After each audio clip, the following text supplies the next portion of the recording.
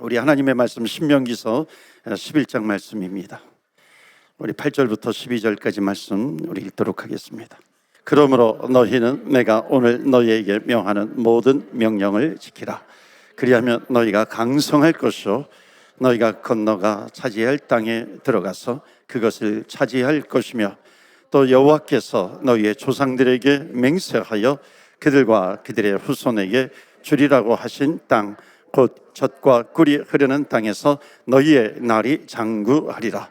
내가 들어가 차지하려 하는 땅은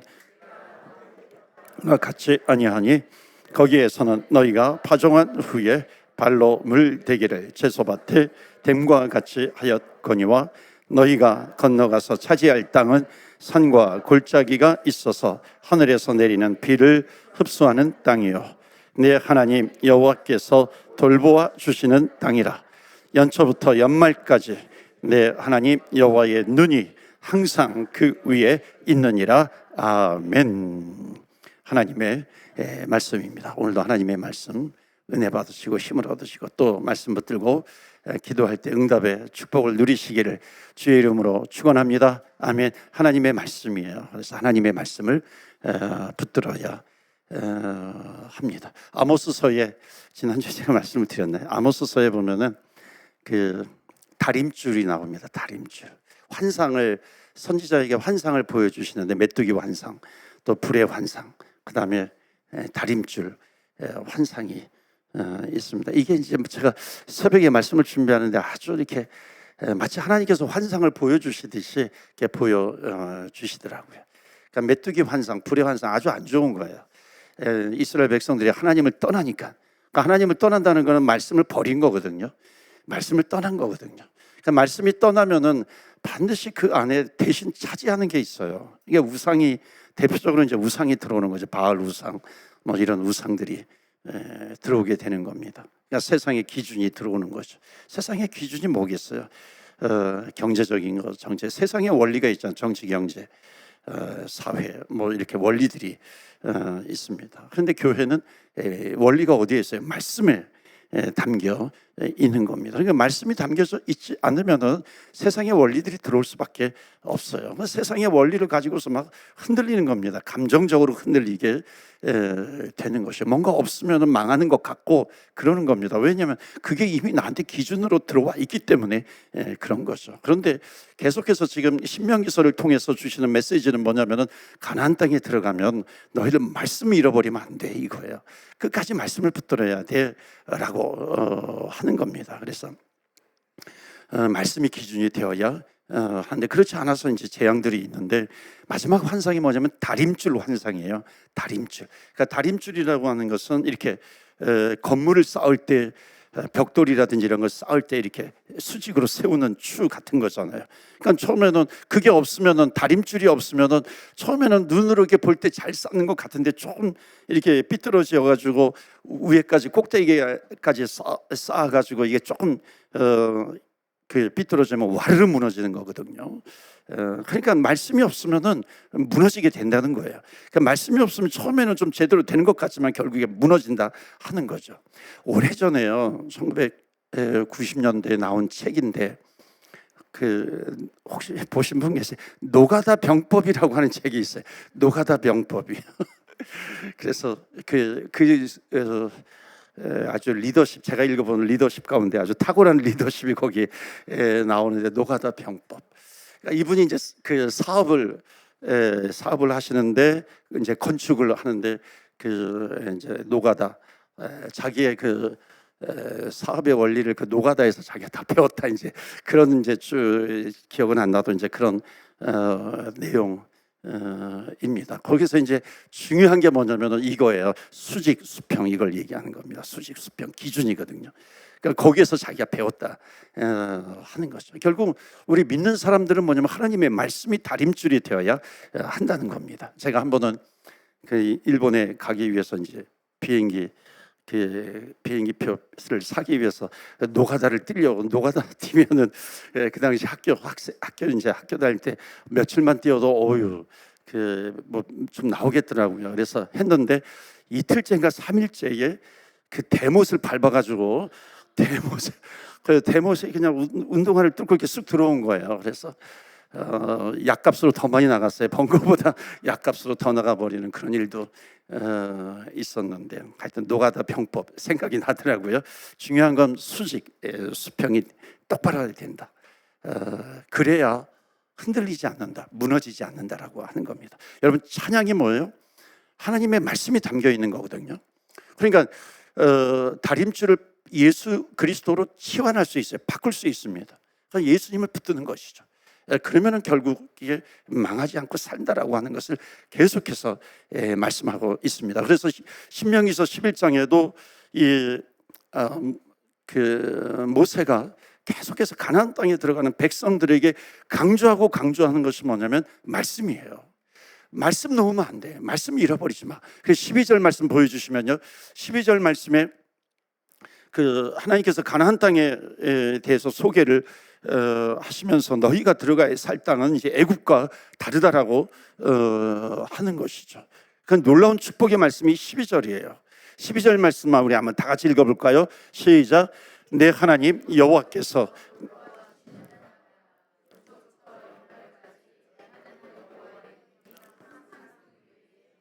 아멘. 연초부터 연말까지예요. 연초부터 연말까지 너희 하나님 여호와의 눈이 항상 그 위에 있느니라. 아주 귀한 말씀입니다. 여러분, 연초부터 연말까지가 뭐예요? 1월 1일부터 12월 31일까지 또 하루 24시간 1년 365일.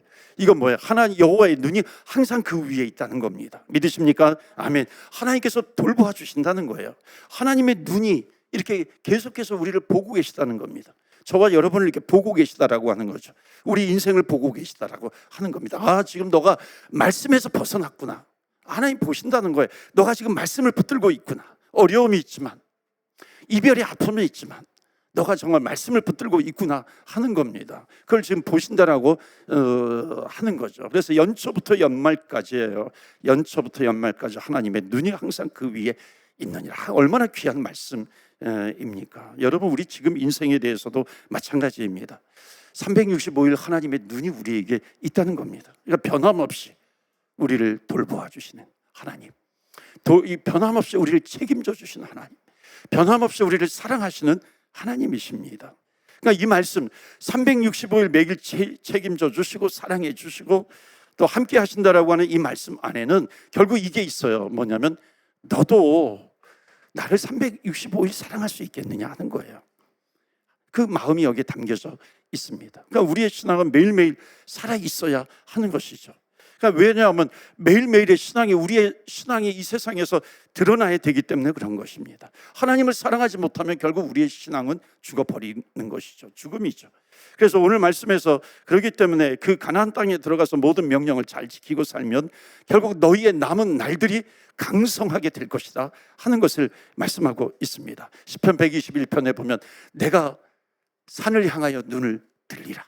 나의 도움이 어디서 올꼬? 산을 향하여 눈을 들리라. 나의 도움이 어디서 올꼬? 나의 도움이 천지를 지으신 여호와 하나님에게로서이다.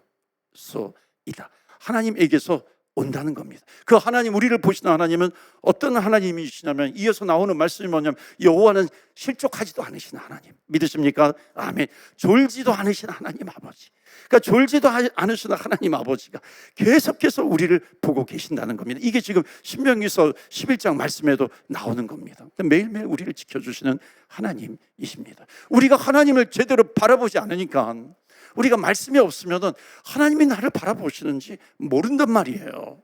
그러니까 뭐냐면 하나님이 나를 보신다라고 하는 그 마음 속에는, 그 말씀 속에는 나도 하나님을 바라보아야 되지 않겠는가, 나도 하나님을 바라보고 하나님의 말씀을 붙들어야 되지 않겠는가라고 하는 겁니다. 그럼 하나님의 돌보심은 365일 매년 돌보시고 지키십니다. 그렇다면 우리도, 우리의 신앙도 365일 매일 살아 있어야 할 줄로 믿습니다. 그래서 하나님은 우리에게 법도를 지키라고 말씀하시는 거예요. 말씀을 붙들라고 말씀하시는 겁니다. 그 이유가 뭐냐면 축복이 먼저가 아니죠. 그러니까 축복은 따라오지만 하나님께서 먼저 은혜를 베풀고 계신다라고 하는 거 잊지 말아라. 365일 하나님의 눈이 너희에게 있어. 하나님의 은혜가 머물러 있다는 것입니다. 그거 잊지 마. 하나님의 은혜가 먼저야. 하나님의 은혜가 우리를 향하고 있다는 겁니다. 여러분, 하나님의 은혜가 없으면 아무것도 안 되잖아요. 하나님이 우리를 사랑하시니까 우리가 하나님을 의지할 수 있는 것이고, 하나님께서 우리에게 은혜를 주셨으니까 하나님 살아계심을 우리가 믿을 수 있는 것이고요. 하나님의 은혜가 하나님의 사랑이 우리에게 있으니까는 내가 받은 축복이라고 하는 것이 하나님께서 주셨음을 내가 믿는 것이고, 하나님께서 주셨다라고 하는 것을 믿으면은 그것이 내 것이 아니라 나의 목적이 아니죠. 나에게서 끝이 아니죠. 하나님께서 은혜를 베풀어 주셨으니까 그것이 흘러가야 된다는 것입니다. 그래서 우리 믿는 사람들은 반드시 축복의 통로가 되는 겁니다. 하늘에서부터 내려오는 것은 무엇이든지 통로가 되어야 하는 것이죠. 우리 믿는 하나님의 백성들에게는 말씀도 축복의 통로가 되어서 말씀이 우리를 통해서 흘러가야 되는 것이고, 복음이 하나님께서 우리에게 복음을 주셨으면 복음이 흘러가야 되는 것이고, 하나님께서 예수 그리스도를 우리에게 주셨으면 그 예수 그리스도가 흘러가야 되는 것이고, 말씀을 주셨으면 말씀이 흘러가야 하는 것이고, 축복을 주셨으면 축복이 흘러가야 하는 것이고, 그러니까 우리는 축복의 통로입니다. 그런데 얼마나 많은 사람이 최종 목적이 나가 되고 있어요. 그러니까 나에게 주시면 이것은 내 것이 되는 거예요. 내 마음대로 쓰면 되는 것이죠. 이건 절대로 축복의 통로가 아닙니다. 하나님의 나라, 주의 나라는요, 축복의 통로예요.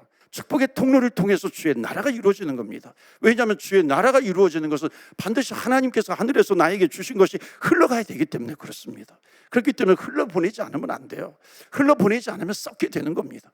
교회는 흘러가야 되는 것이죠.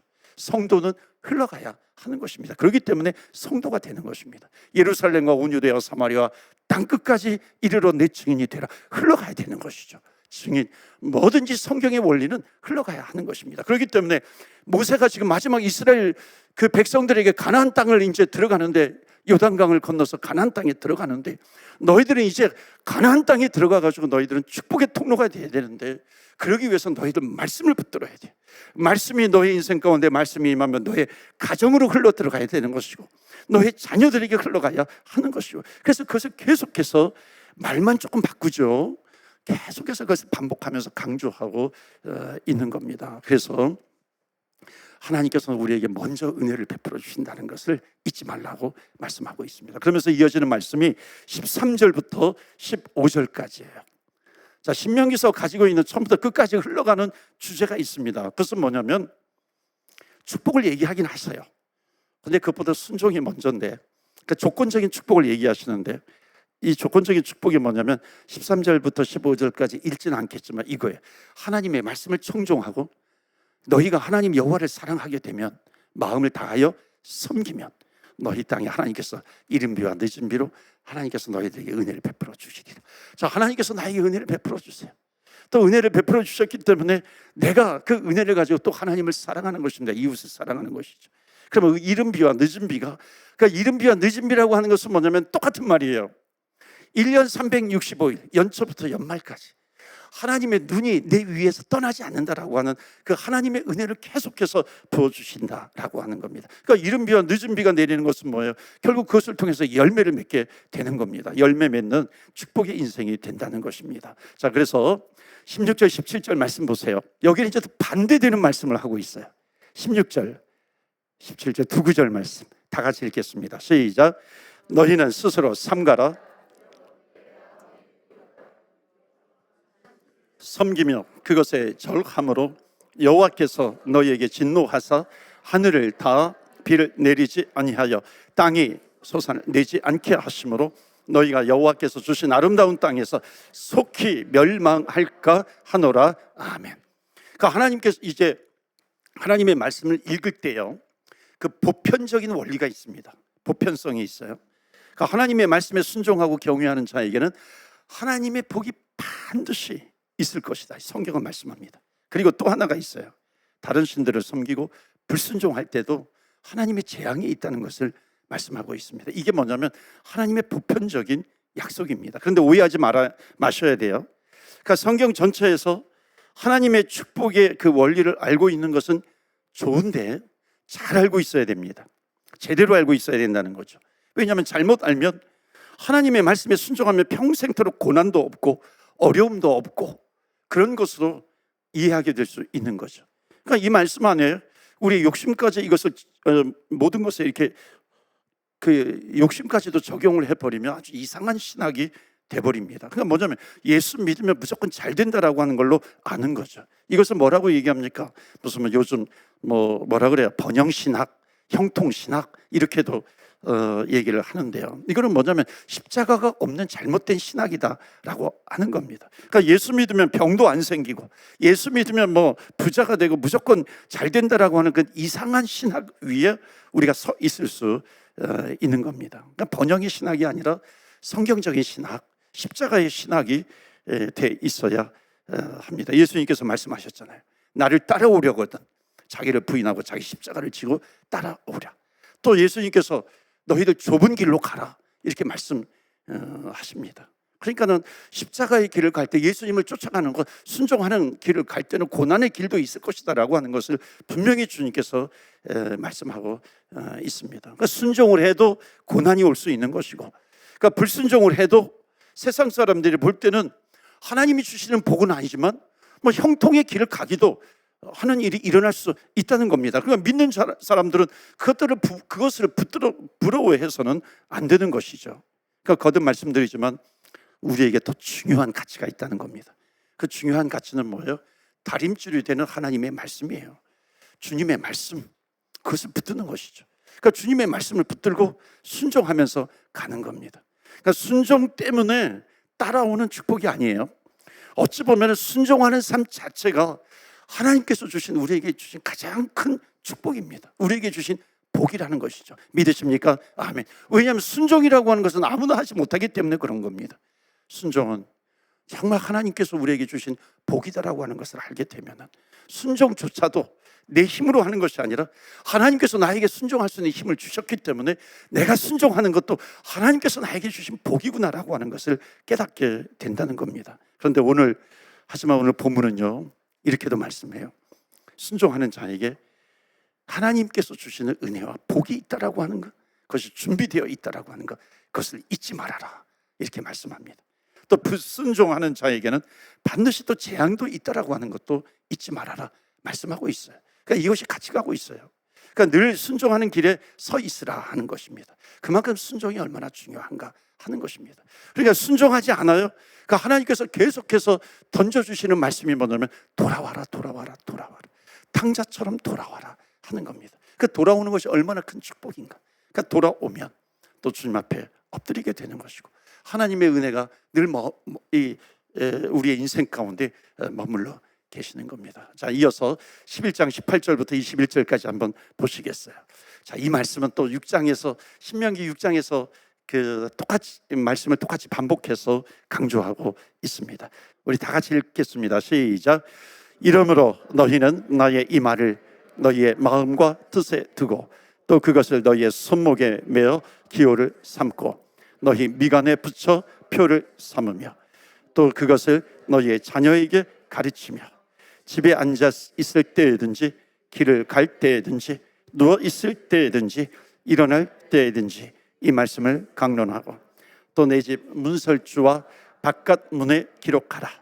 그리하면 여호와께서 너희 조상들에게 주리라 맹세하신 땅에서 너희의 날과 너희의 자녀의 날이 많아서 하늘이 땅을 덮는 날과 같으리라. 아멘. 그러니까 이 말씀, 여기에서 중요한 것은 뭐냐면 너희 가정에서도 하나님의 말씀이 흘러가도록 해라 하는 겁니다. 그러니까 말씀이 너희 가정에서 충만할 수 있도록 가르치라 하는 겁니다. 어쩌면 처음부터까지 말씀이에요. 말씀이 가장 중요하다는 거죠. 그러니까 너희들이 예수 믿고 구원 받았는가? 그러면 너희들 인생 가운데 다림줄과 같은 말씀을 놓치지 말아라 하는 것이죠. 너희들을 통해서 축복의 통로가 되어서 가정으로 흘러가고 있는가? 결국 하나님의 말씀이 가득해야 된다라고 하는 것을 말씀하고 있습니다. 그렇기 때문에 어찌 보면 성경은요 구약 다음에 신약이 아니라 신약 다음에 구약입니다. 그러니까 신약의 말씀이 있어요. 예수 그리스도가 있어요. 은혜가 있어요. 은혜로 말미암아 십자가로 말미암아 우리가 구원받았어요. 구약에는 율법들이 많이 나옵니다. 근데 그 율법이라고 하는 것은 결국은 뭐냐면은 그 율법만 갖다 대면 나는 죄인이라고 하는 것을 깨닫게 됩니다.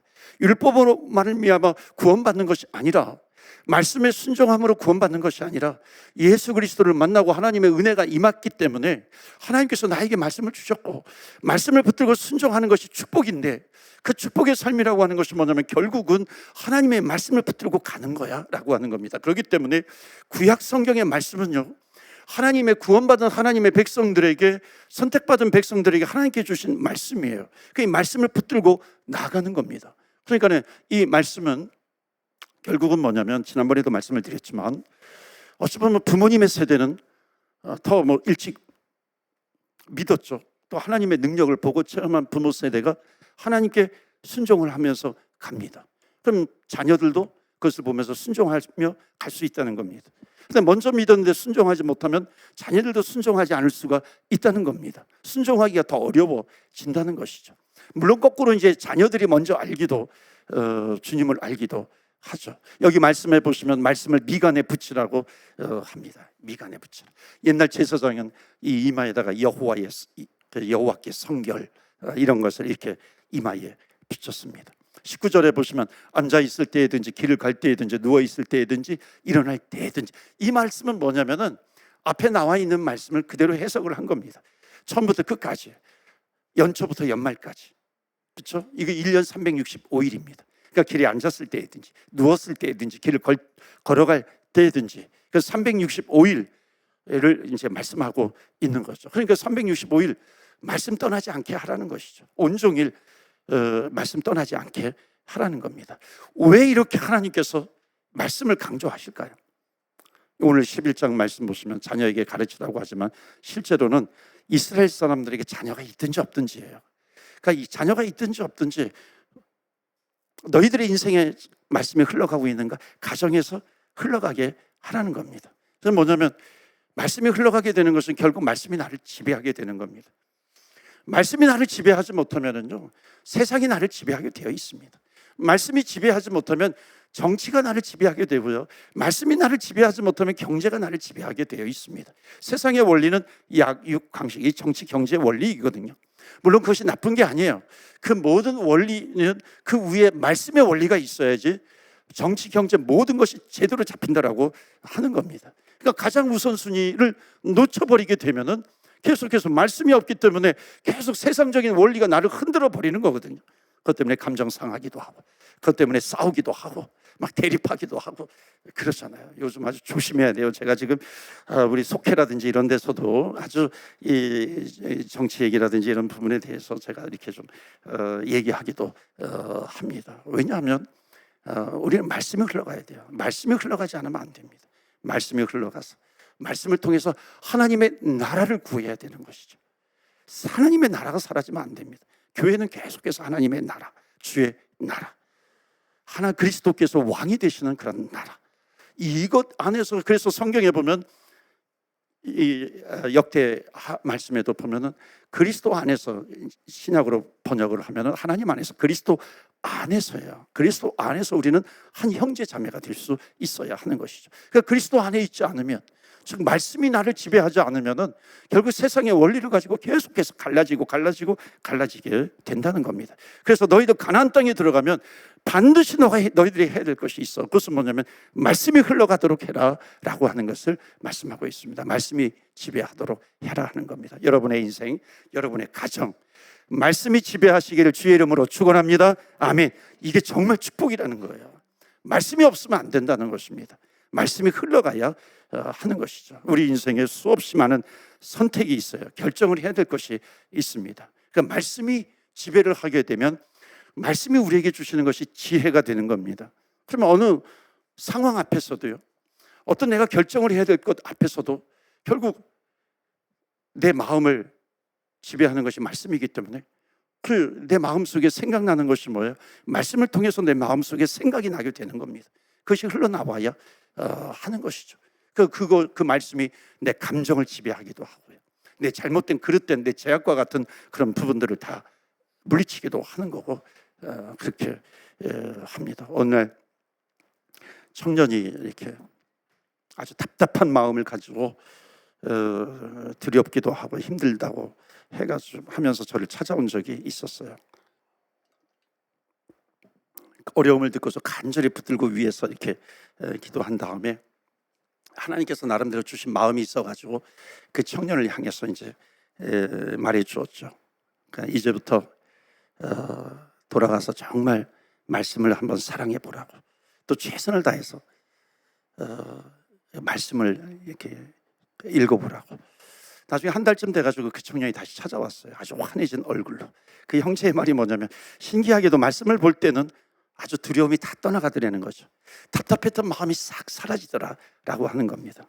그런데 또 말씀을 떠나고 나니까 또 두려움이 엄습해 오더라 하는 거죠. 그러면서 목사님, 이렇게 목사님 말씀처럼 이렇게 말씀을 읽으면서 하나님께 여쭤봤다 하는 겁니다. 하나님, 말씀을 덮고 돌아서면 또 두려움이 찾아오는데 어떻게 하나요?